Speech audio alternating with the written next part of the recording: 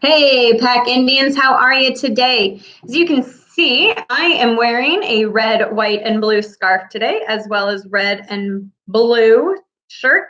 Today we celebrated Veterans Day. We went over to the high school and had our annual Veterans Day program. I know I've been a little absent lately with our weekly read alouds. We had Mrs. Meyer last week reading Piggy Pie.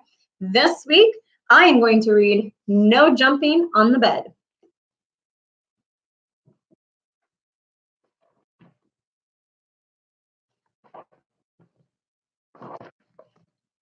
In his room near the top floor of a tall apartment building, Walter was getting ready for bed. His father said, "If I told you once, I told you a million times. No jumping on the bed. One day it's going to crash right through the floor. Now lie down and go to sleep."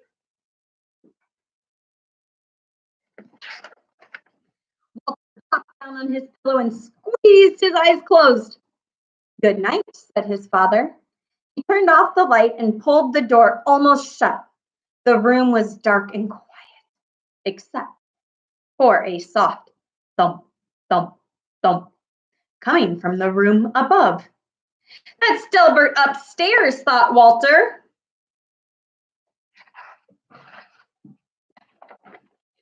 He switched off his lamp.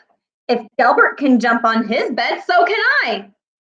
Walter jumped higher and higher until his hair brushed the ceiling. When he landed, the mattress creaked, the floor cracked, and his whole bed tipped up sideways. Then down through the floor went Walter, bed and all.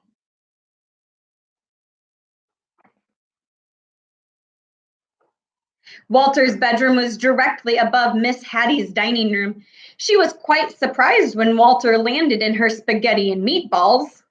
"I was not expecting company for dinner," she mumbled with a mouthful of meatballs. "Mmm," said Walter. "Spaghetti is my favorite." But he didn't have a chance to eat. His bed smashed through the table and kept right on crashing down through the floor. Down and down fell Walter, Miss Hattie, the spaghetti, the bed, and all.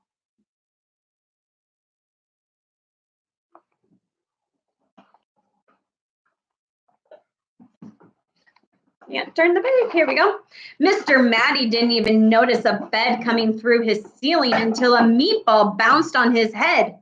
Miss Hattie landed in his lap, and Walter splashed into his aquarium. "I already had one bath tonight," said Walter. He wanted to watch the monsters on TV, but his bed crunched through the floor and took the TV with it. Down and down fell Walter, Miss Hattie, Mr. Batty, the TV, the spaghetti, the bed, and all. Walter's Aunt Batty had just moved in. She was still unpacking when Miss Hattie, Mr. Matty, and a dripping wet Walter tumbled through the ceiling right into a box with her stamp collection. Walter burst through the bottom of the box and down through the floor. Aunt Batty soon followed. Down and down fell Walter, Miss Hattie, Mr. Batty, Mr. Matty, Aunt Batty, the stamps, the TV, the spaghetti, the bed, and all. Patty and Natty had worked for days building the house of blocks.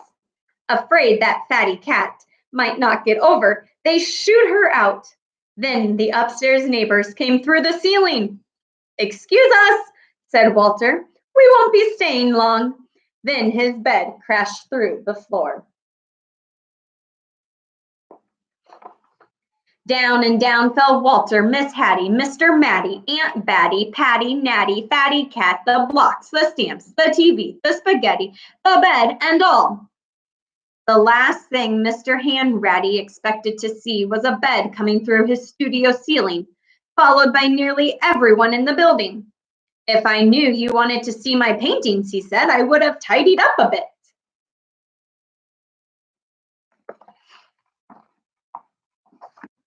Then his floor caved in and Everyone followed Walter's bed down through the hole. Down and down fell Walter, Miss Hattie, Mr. Matty, Aunt Batty, Patty, Natty, Fatty Cat, Mr. Hand Ratty, cans of paint, the blocks, the stamps, the TV, the spaghetti, the bed, and all.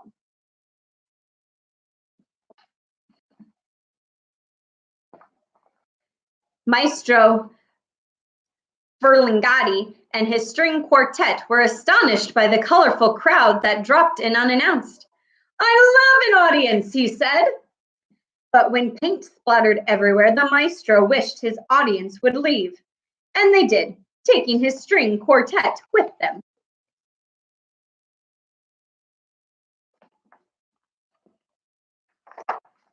The maestro's floor was also the basement ceiling. It was dark as midnight down there.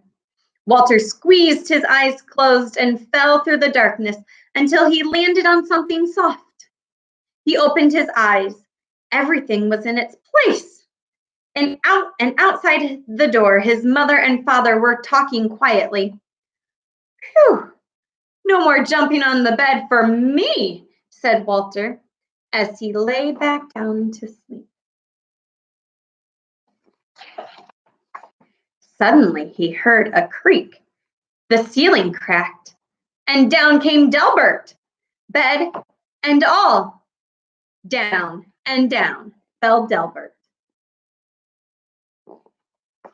That was No Jumping on the Bed by Ted Arnold. That was a great book. Don't jump on the bed, kids, unless you want to be like this and fall through your ceiling. Anyways, have a great weekend, Indians, and I will see you next week.